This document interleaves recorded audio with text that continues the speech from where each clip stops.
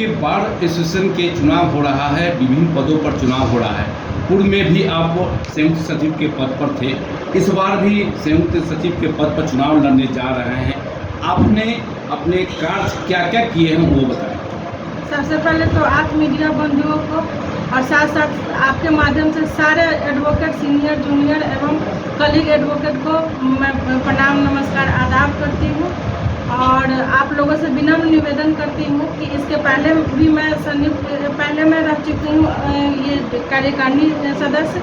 उसके बाद फिर लोगों को मेरा काम पसंद आया तो उन्होंने फिर मुझे सहायक सचिव बनाया और अभी मैं चुनाव लड़ रही हूँ संयुक्त सचिव के लिए।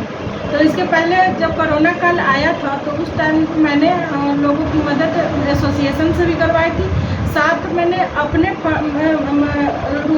पर्सनल अपने फंड से लोगों को पैसा दिया था 5,000 रुपया।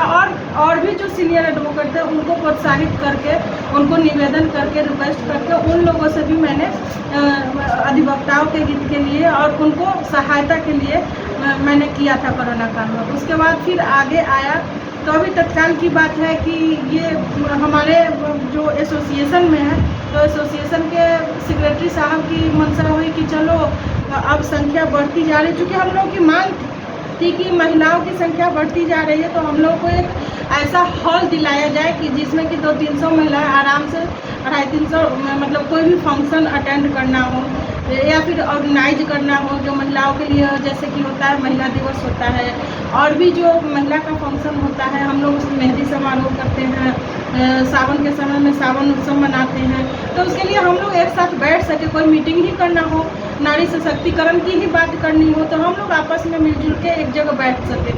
तो उन्होंने इस पर निर्णय लिया और इस पर लेकिन उनकी थोड़ी सी गलती हो गई, चूक हो गई थी। उन्होंने उस बात को समझ नहीं पाया। उन्होंने पहले देने से पहले हमारे जो छोटा सा एक महिला कॉमन रूम था उसको तुड़वा दिया था। तो फिर हमने आगे बढ़कर उनको समझाया और रिक्वेस्ट किया, हम लोगों ने सभी महिलाओं ने मिलकर कि सर पहले हमको दे दिया जाए, चूँकि जगह की कमी है, आज ये भी चला जाएगा और मिलेगा भी नहीं, तो इसको रहने दिया जाए, जो था जैसा था वैसे रहने दिया जाए और फिर आप हमको जगह ऑर्गेनाइज करा दे उसके बाद इसमें आपका है, आप जो सोचे सो। तो मैं उनको धन्यवाद देती हूँ कि उन्होंने इस बात को समझा और उसको फिर से मतलब सही किया, निर्माण करा के जो जैसा था वैसा हम लोग को। तो अधिवक्ता दल से क्या अपील करना चाहेंगे, क्रम संख्या कितना है और लोगों से क्या अपील करना चाहेंगे? मैं यही कहना चाहती हूँ, सारे एडवोकेट लोगों को यही विनम्र निवेदन करती हूँ कि मैं लवली कुमारी संयुक्त सचिव के पद पर खड़ी हुई हूँ।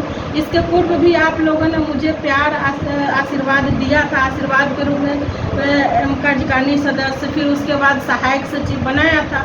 और इस बार भी विनम्र निवेदन है आप लोगों से कि हमें आगे भी अपने साथ रख के, अपने सहयोग में रखें ताकि मैं आपकी आवाज़ बन सकूं, किसी पोस्ट पे जाके आपकी आवाज़ बन सकूं।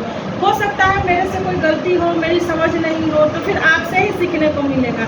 आप ही मेरे परिवार हो और परिवार में ही सीखने का मौका मिलता है। क्रम संख्या कितने?